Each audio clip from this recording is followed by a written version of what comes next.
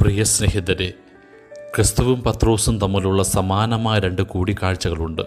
ലൂക്കായുടെ സുവിശേഷം 5-ാം അധ്യായത്തിലും യോഹന്നാൻ്റെ സുവിശേഷം 21-ാം അധ്യായത്തിലും.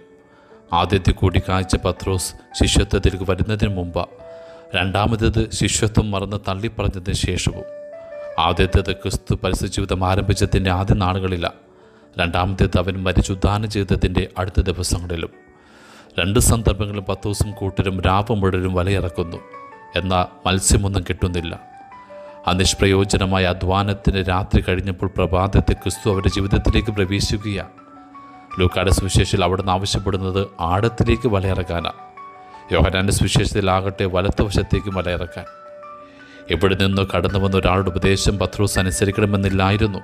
കാരണം അവൻ സ്വയം ഒരു മുക്കുവ ശ്രേഷ്ഠന, കടലറിഞ്ഞവന, മത്സ്യസാന്നിധ്യത്തിൻ്റെ ലക്ഷണമറിഞ്ഞവന, വലയിറക്കുന്നതിൻ്റെ വൈദഗ്ധ്യമുള്ളവന.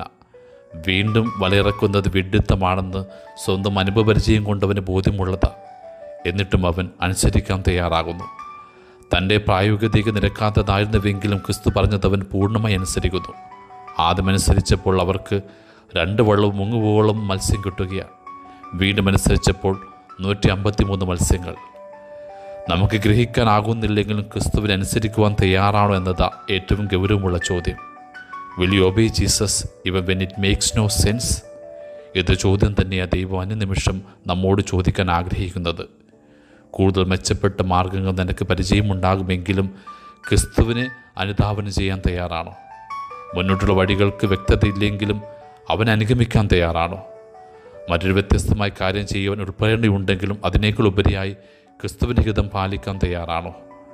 പ്രായോഗിക ബുദ്ധിക്ക് നിരക്കാത്തതാണെന്നറിയുമ്പോഴും, നിരാശ വീണ് കിടക്കുമ്പോഴും, പ്രതീക്ഷകളില്ലാതെ ഇരിക്കുമ്പോഴും അവിടുത്തെ അനുസരിക്കാൻ തയ്യാറാണോ?